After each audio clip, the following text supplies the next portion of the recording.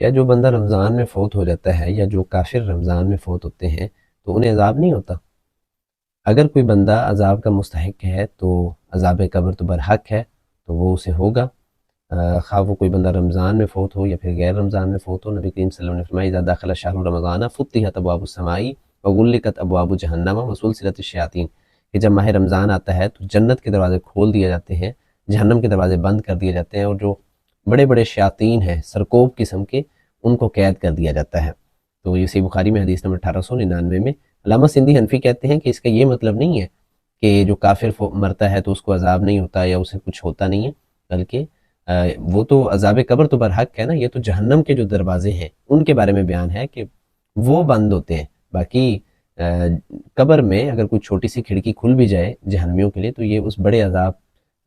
کے منافی نہیں ہے۔ یہ کہنا کہ جو بندہ رمضان میں فوت ہو گیا وہ تو سیدھا جنت میں گیا اور یہ گیا اور وہ گیا، تو یہ جنت اور جہنم کے فیصلے اس بنا پر نہیں ہونے۔ جنت اور جہنم کے فیصلے انسان کے عمل کی بنیاد پر ہیں کہ انسان عمل کیسا کرتا ہے۔ الذی خلق الموت والحیات لیبلوکم ایکم احسن عملا، کہ اللہ تعالیٰ نے زندگی اور موت پیدا کی تاکہ تمہاری آزمائش کرے کہ عمل کرنے میں اچھا کون ہے۔ تو اللہ تعالیٰ عمل دیکھنا چاہتے ہیں، یہ نہیں ہے کہ بائی لاکھ کوئی بندہ رمضان کو فوت ہو گیا تو وہ جنت کو ہے، فلاں رات کو فوت ہو گیا تو وہ جنت میں،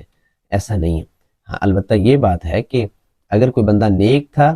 خیر کے کام پر تھا اور خیر کے مہینے میں اس کی موت واقع ہوئی ہے تو یہ اس کے لیے بہتر ہے، اور اگر کوئی بندہ برا تھا اور برائی پر اس کی موت ہوئی ہے لیکن اچھے مہینے میں ہوئی ہے تو یہ ہو سکتا ہے عذاب میں مزید اس کے لیے بڑھوتری ہو جائے، کیونکہ خیر کا مہینہ آیا، برکت کا مہینہ آیا، اس سے بھی وہ فیض یاب نہیں ہو سکتا۔